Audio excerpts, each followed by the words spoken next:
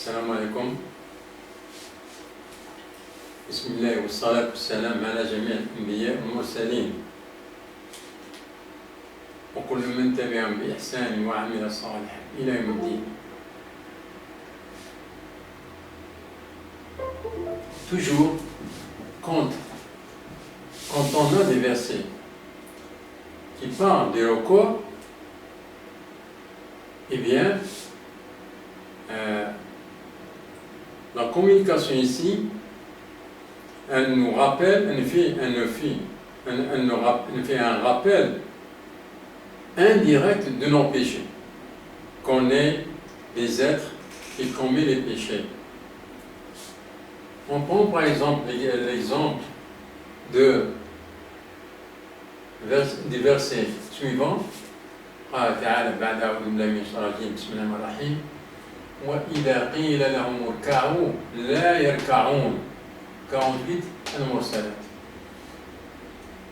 Je prends le recours quand il est en arabe parce que c'est dans la translation ils disent que l'inclinaison, ce n'est pas l'inclinaison. Et quand on leur dit اركعوا لا يركعون 48 al-mursalat. Quand on dit al-ka'u, il veut dire, quand on leur dit implorer le pardon de votre Seigneur pour vos péchés, alors qu'ils sont des êtres qui commettent des péchés, ils ne veulent pas. C'est ça qu'il veut dire, le verset. On prend un autre verset qui dit, donc Allah dit, بعد أعوذ بالله من الشيطان الرجيم بسم الله الرحمن الرحيم قال تعالى وأن استغفروا ربكم ثم توبوا إليه 3 Hud. Implorez le pardon de votre Seigneur, ensuite repentez-vous à lui.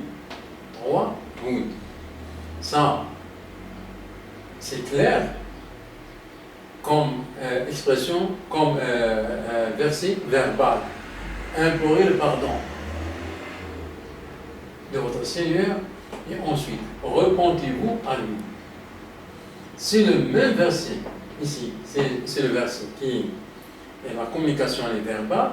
Ici c'est la communication, elle est par l'expression du recours. Quand on leur dit al-ka'u, c'est la même chose. Implorer le pardon, c'est la même chose. C'est le même verset. Celui-là et celui-là ont les mêmes significations, à peu près. Donc, toujours là où les versets ont le mot recours, c'est l'expression recours, bien sûr. Donc, ça, c'est toujours un rappel, c'est toujours, Allah nous rappelle qu'on est des êtres qui commettent des péchés et qu'on a besoin d'implorer le pardon pour nous, notre Seigneur. C'est toujours, ces versets-là, ils ont de signification dans ce sens-là. Salam alaikum.